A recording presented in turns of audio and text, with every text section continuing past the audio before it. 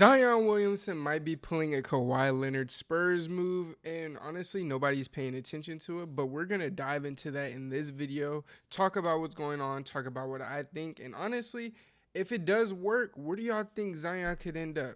Maybe Dallas, because we know how much he loves Dallas. Now, before we get into it, you already know what to do. Like, comment, and subscribe if you're new. Let me know what you think below about Zion Williamson, because he hasn't played in a very long time, and this latest injury just causes more questions and concerns. In July 2022, Zion Williamson and the Pelicans agreed to a 5-year, $193 million max that can be worth up to $231 million. Of course, with Zion's history, many of us in the basketball world were floored, and we were unsure that if this was a right commitment for this kind of a player who has only played 114 games out of the possible 328 in his career. For context, that's just 31% of the games that he has been able to play in. 31% in 4 seasons. That's bad. Now keep in mind, this isn't counting any of the playoff games that the Pelicans have been in the last couple of years. When Zion has stepped on the floor, it's no denying his dominant impact and how massively efficient he is with scoring the ball. In his short career, we have seen him score 43 points, and we saw even in his first game, he scored 28 and 10, and we know what kind of player he could be if injuries weren't such an issue. With yet another disappointing end to a year where he only played 29 games, the Pelicans are now left with the daunting task of figuring out what now. Now, in my opinion, this question is more than meets the eye, because on one hand, Zion is a dog. He's one of these guys that we've talked about as a generational player even before he got to college. Not even the NBA. Before he got to college, we've watched him grow up essentially. But on the other hand, availability is your best ability, and it's very hard to trust a guy, especially with that amount of money, who cannot stay on the floor. And knowing that he's a big dude, a high leaper, the fact that his injuries are all lower extremity injuries, that's cause for concern. Of course, we've all talked about Zion's weight and his size coming into the season, that he needs to slim down, but we would be disingenuous if we didn't recognize the fact that all of his injuries, they are leg injuries, and it's very, very hard to get cardio in. Now, if you've been on Twitter lately, you do know Zion's been getting that cardio in. To our surprise, he's really been doing it a lot. You know, some other things. Y'all go to the Twitter if y'all know what I'm talking about. She's still tweeting to this day, bro. To this day. And the news came out on like Thursday or Wednesday last week.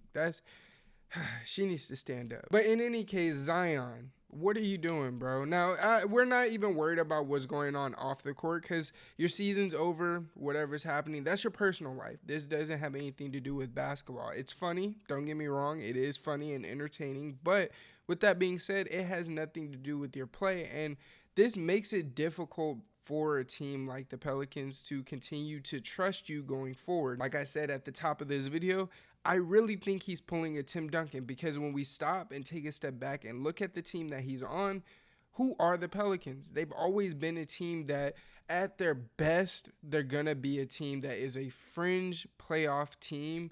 They're not going to ever be a contender, and they're not going to be a team that you're looking to come out of the West. They're going to be a formidable team, and they're going to have some talent on their team, no doubt. They have guys like B.I., they got Trey Murphy. They have some guys in that building that they're talented, but with regard to the grand scheme of things, they're not really going anywhere. And we all know from the beginning, Zion wanted to go to New York. Now, I don't think they're going to get him in New York. I don't think he's going to be able to force his way to New York, but I can see Zion forcing his way into a more favorable situation that can see him maybe winning a championship, and even further continuing on to a place he actually wants to be in, because New Orleans was never it, and we knew that pre-draft. Now, if this is Zion's plan, I'm gonna be honest, it's a masterful one, because when it comes to a leg injury, especially one that's more muscle related, you can't really tell a player if they're healed or not. A player knows whether or not they're right, quote unquote, and a player knows how good they feel. And a player could tell you all day till they're blue in the face,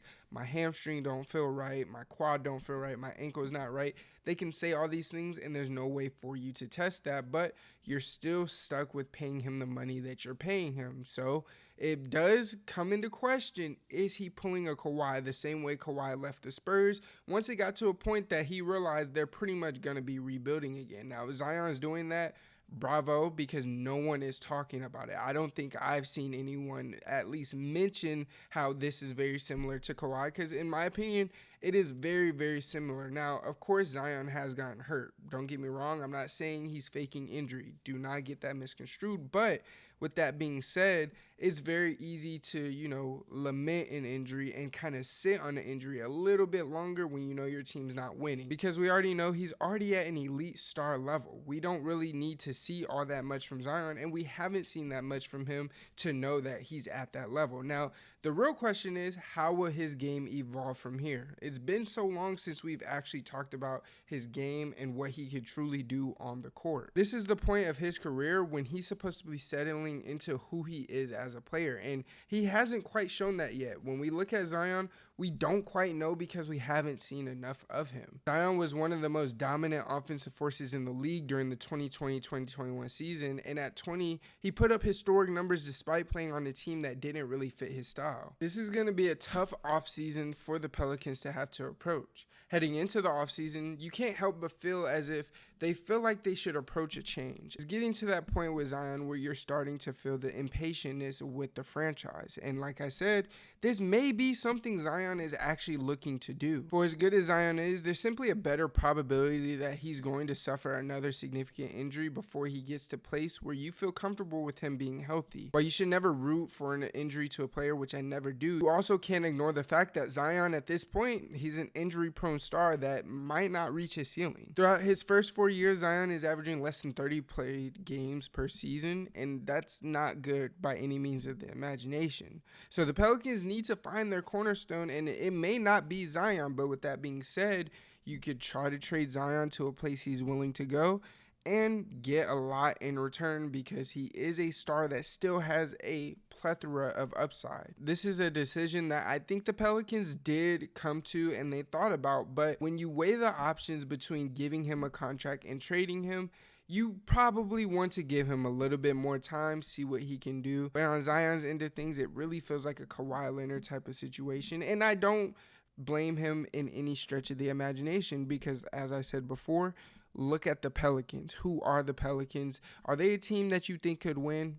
I don't think so, and I think Zion's one of those guys that he wants to win. He wants to play winning basketball and not waste his years playing for a team that's essentially not going anywhere. But that's all I got for you guys in this one. Let me know what you guys think about Zion and the Pelicans. Like I said, I think it's a Kawhi situation pretty much brewing. He's going to force his way out. It's going to just be more and more friction between him and the Pelicans in the front office, especially if he doesn't play and he continues to be hurt. Time will only tell because we're getting to the end of the season right now. But with that being said, I really feel like Zion just doesn't want to be in New Orleans. New Orleans is starting to hit that panic button and figure out what they need to do with him. And above all else, it's time to figure out what to do with him and what direction you want to go because your team has been stuck in purgatory for the last 5 years or so. Pretty much longer, but when it comes to actually having a centerpiece like Zion, you've been where you don't want to be. So